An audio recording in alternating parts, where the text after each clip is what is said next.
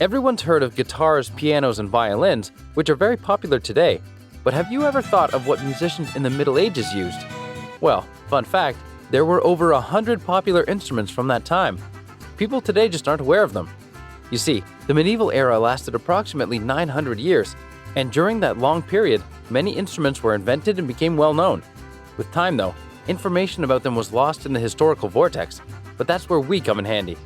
Today, we'll be looking at 10 medieval instruments that we're sure you've never heard of. Without further ado, let's dive in. Number 1. The Vielle. We can't list medieval instruments without mentioning the Vielle. It was one of the most popular instruments back then. Vielle instruments are like modern-day violins. They were played by upper-middle classmen like a troubadour and by the poor like jongleurs. Jongleurs are the equivalent of today's street-side performers who play guitars and sing Adele songs all day long for some change, while troubadours were like modern-day composers. In fact, almost all of the early music bands used vielles. Imagine all the cool rock bands you know whipping out violins mid-set. That's how popular this instrument was back then.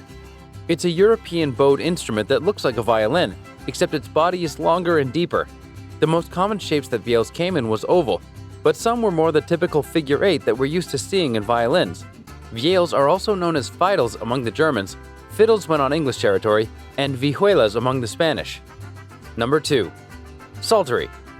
At first, a psaltery looks like some sort of Ouija board that you can contact ghosts through, but no, this was actually a musical instrument from the 12th century till the 15th century.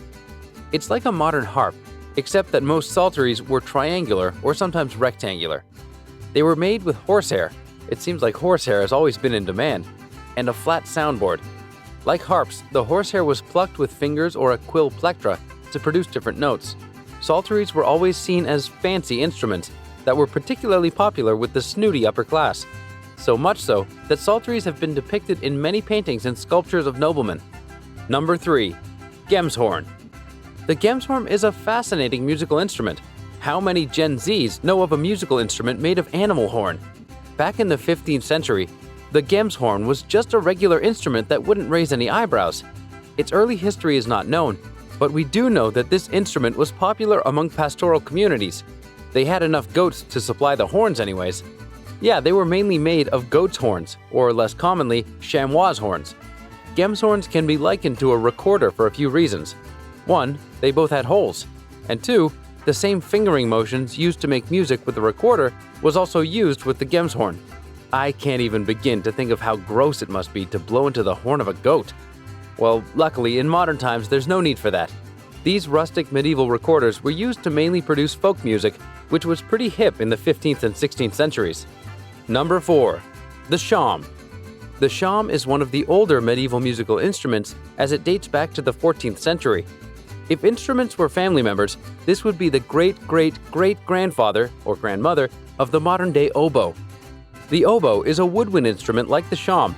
By the way, the oboe is touted as the hardest instrument to play.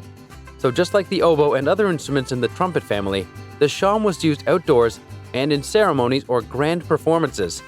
It was also used for towers to signal different messages because of its characteristic sharp notes that were hard to miss.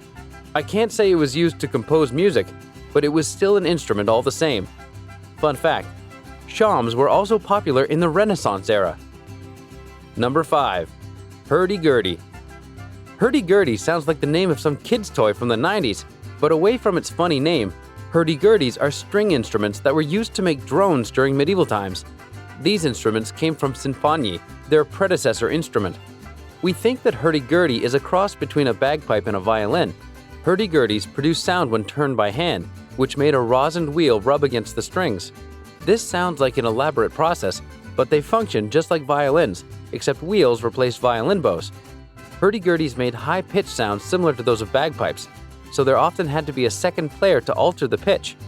Not only does the hurdy-gurdy have a strange name, but it also looked funny. It's a rather large instrument that looks mechanical and bulky. Hurdy-gurdies could also come in enlarged versions known as organostrums. Number 6. Glittern. Now this is somewhat familiar territory for people in the 21st century, as a glittern is a cross between a lute and a guitar. It was a popular instrument during the 14th and 15th centuries and was the main star in many court musicals. Minstrels and amateurs particularly chose the glittern as their instrument of choice.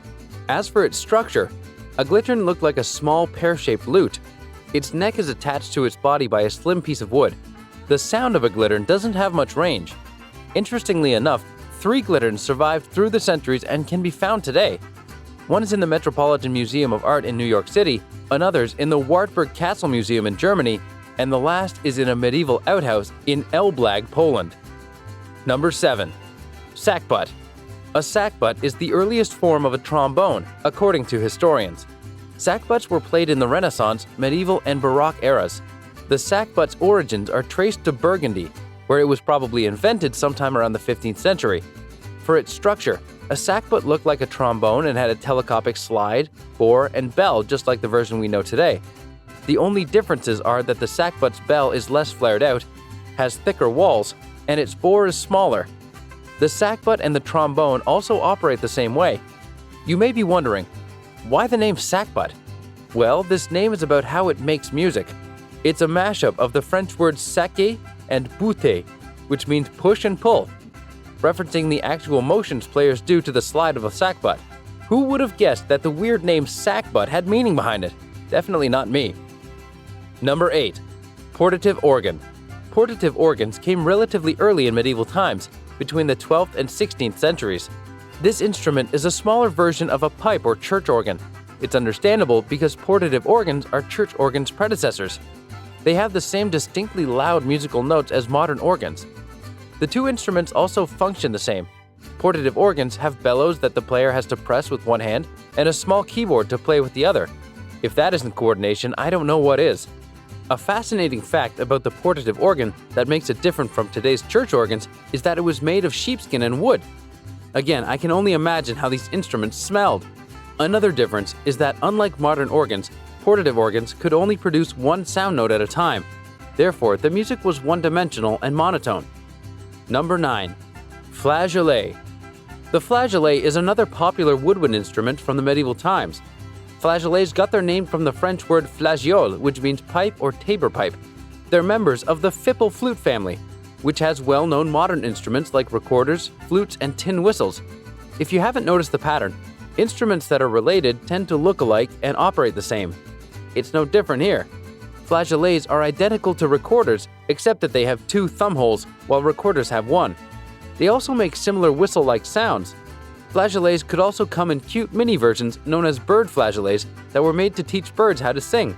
I think that's so cool. If only we could bring those back. Number 10. Timbrel.